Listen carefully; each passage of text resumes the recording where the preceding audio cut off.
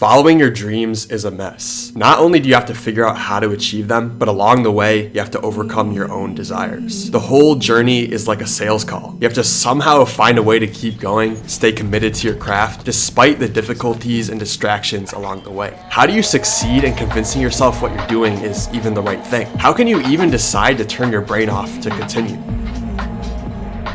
The process of going after what you want from life is one of learning. You have to slowly figure out the nuances of yourself and how you fit into the world through your goals. Ultimately, you learn the skills for how to turn your fantasies into reality. And either you sell yourself on what you can achieve and figure it out, or you don't. What we don't understand at first is that the journey towards your goals is one of nuance. You might find that the first iteration of something you've made was the best, but it's the last portion of skill and learning that makes the biggest difference. It's the last 10% or even 1% that takes your video from doing all right to going viral. It's a lot of little things we have to learn that involve self-mastery and understanding the nuances of ourselves. Knowing what is really holding us back versus simply things we think we have to remove that are actually helping us.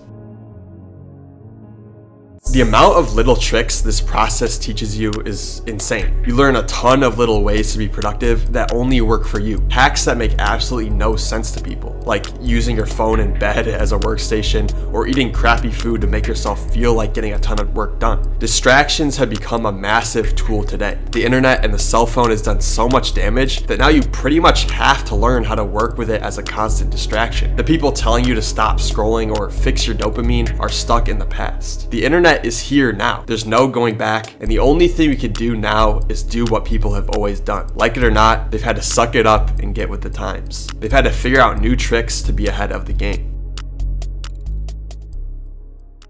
What the innovators and people on the cutting edge today understand is how to have fun. They sold themselves on their dreams from the beginning. The reason these little tricks work in the first place and even are developed is because you believe in the end result. Although there are probably doubts, innovators know how to turn their mind off and give a great performance as if they believed. They say fake it till you make it. They bought the car before even trying it because they knew they liked it, if that makes any sense. The new phase guys are probably my favorite example of this. I mean, you just can't deny their energy. They know how to make noise, they know how to captivate attention, and most importantly, they know how to ride the wave and subsequent degeneracy of the modern world. I always see these spiritual gurus who clown on the new guys. They make content dunking on the new age internet celebrities for being demonic, weird, annoying, or whatever. But they're completely missing the point. If the kids who are succeeding now online were honest, they would tell you they believe the complete opposite of the way they act online. They gamble and talk about being promiscuous, yet are silently celibate and clean. It's an act, and it's fun. They don't have to convince anyone to watch them or pay attention because they are so open. They move forward, move with trends, and are obsessed with the internet. They're the salesman. But there's also people actively selling themselves on their own failure. I love how people will tell you to get off your phones, while the whole time the most successful people from our generation are all addicted to their phones. Pretty much anyone alive today is. The difference is some people know how to use it to their advantage. The others are too busy being bothered by something they think is killing their progress. And they're right, because they let it happen. What happened to these people is they're betting on their failure. They're actively selling themselves a future of pain, misery, and loss. They want to believe that their distractions are what's causing them to lose, but it's not the case. The answer is more obvious, but sometimes you have to ignore the truth to find a real answer. I mean that in certain seasons of life, we might repress a truth to solve another more pressing issue. The person in this example, trying to stop scrolling, ignores the easy answer of just getting to work. Perhaps because they don't have the skills to use or a vision to follow. Perhaps they're waiting for an opportunity to work for someone else. Maybe in that case, them trying to stop scrolling is a good thing. What I just gave you is a glimpse into the chaos and nuance of your goals. I just described the exact process that happens infinitely when you go after your goals. This is the thought process that is opened up to you, but it's our job as artists, creatives, whatever you want to call it, to find an order through this zone. I believe this is why internet celebrities stand out so much to us, because they've passed through one of the most difficult experiments in history, that of the invention of the iPhone. It has caused so much destruction objectively that the ones who are able to face it and find their way through are able to stand out easily. They sell themselves on their success. No matter what path they choose to pursue, they know they deserve the best, and because of it, they find a way forward.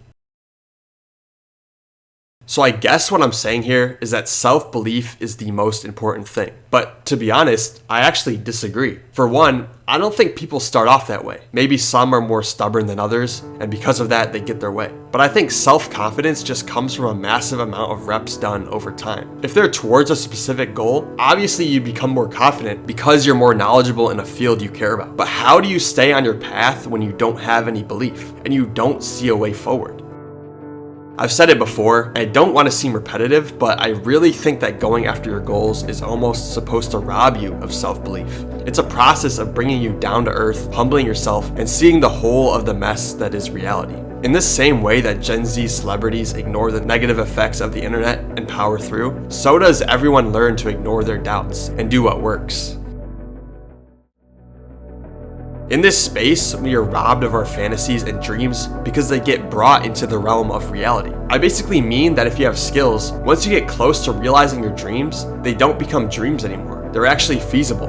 And because of that, the fantasy is broken. Your goals and progress and work and even achievement of that dream become boring. The fantasy's gone because you don't need it to be motivated. You've come down to reality and seen what life looks like with your dreams fulfilled. At least, you're close enough to get a real feel for it. And at that point, because it's not special, you're able to lock in. Along the way, what I think doesn't get talked about enough is what really seals the deal. Pivoting, failure, and giving up is what gets us to the end. This is also how you know if you're going after something you actually want versus something you think you want.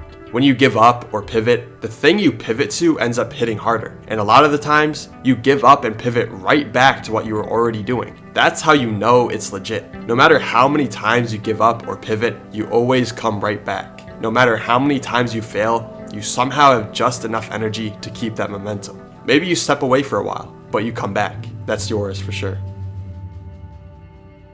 Even when everything's in destruction and despair, you'll know it's yours because you always find enough energy or drive to keep going. All your bad habits and destruction add to your work. It helps you on the path.